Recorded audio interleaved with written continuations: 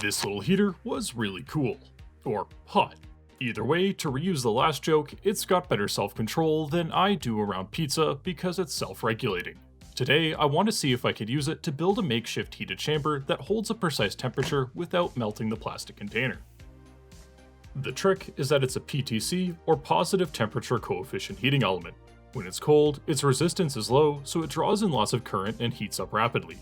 As it approaches its rated temperature, of about 80 C in this case, the resistance rises, naturally limiting the current and regulating its own temperature to within 5 to 10 degrees of its set point.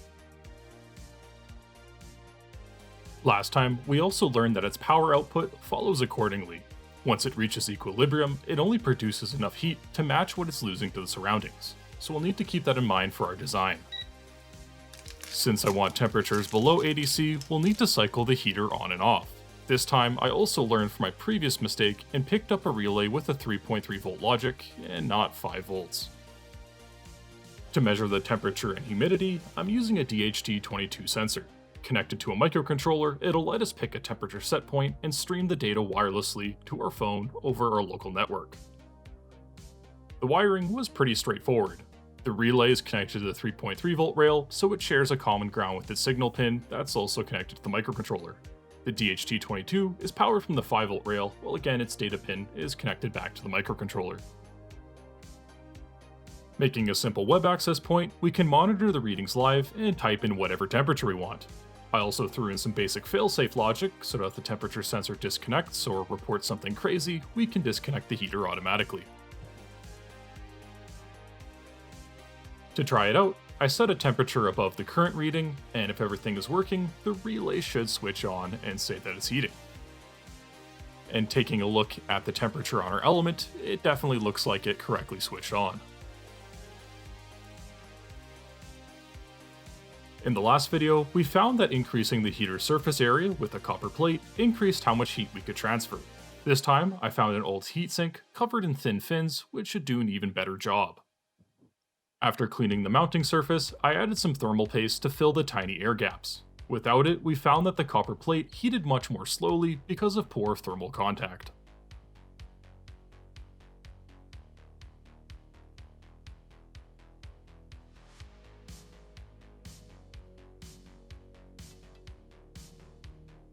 Now let's place everything inside a plastic container and see if we can hold something like 35 degrees.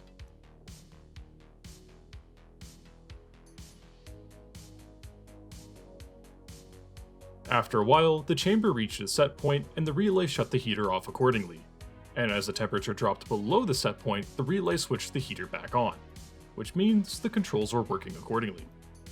One issue I could see is that the relay could have some chatter if the temperature hovers right around the set point. Adding a small window could prevent unnecessary switching. For fun, I mixed up some silicone and dipped in an old spare parts board to try and make a mold. My room can get a little chilly sometimes, so I wanted to see if a warmer environment could speed up the curing process. And sure enough, it cured on the fast end of its normal 4 to 6 hour cure time. Now, I just gotta go dig my board back out. Something else I noticed was that the temperature on the inside of the container was almost identical to the temperature measured on the surface. This means that the thin plastic is doing a terrible job of insulating. It's nice to be able to see the inside, but if we want better efficiency, we're going to need to add some insulation. And while we're at it, I'll also make the chamber bigger, so the container is just big enough to hold a filament spool. Since we also learned in the last video that forced convection dramatically increased the heater's output, I'm going to try adding a small fan, if anything, to circulate the air. I'll also install the second PTC heater that came in the package with my first one. To help keep the heat in, I'm going to wrap the outside with some leftover insulation that I had from another project, creating this absolute monstrosity of a machine. But the real question is, does it work better than before? To find out, I set the chamber to a higher temperature at 46 this time and let it stabilize. The outside of the container measures only 24 C, while the inside sits right at 46, so the insulation is clearly doing its job. The insulation also seemed to make the temperature more stable, with less switching around the threshold. Overall, I definitely had fun with this project, and certainly got to learn something. And if you made it this far, thank you for watching.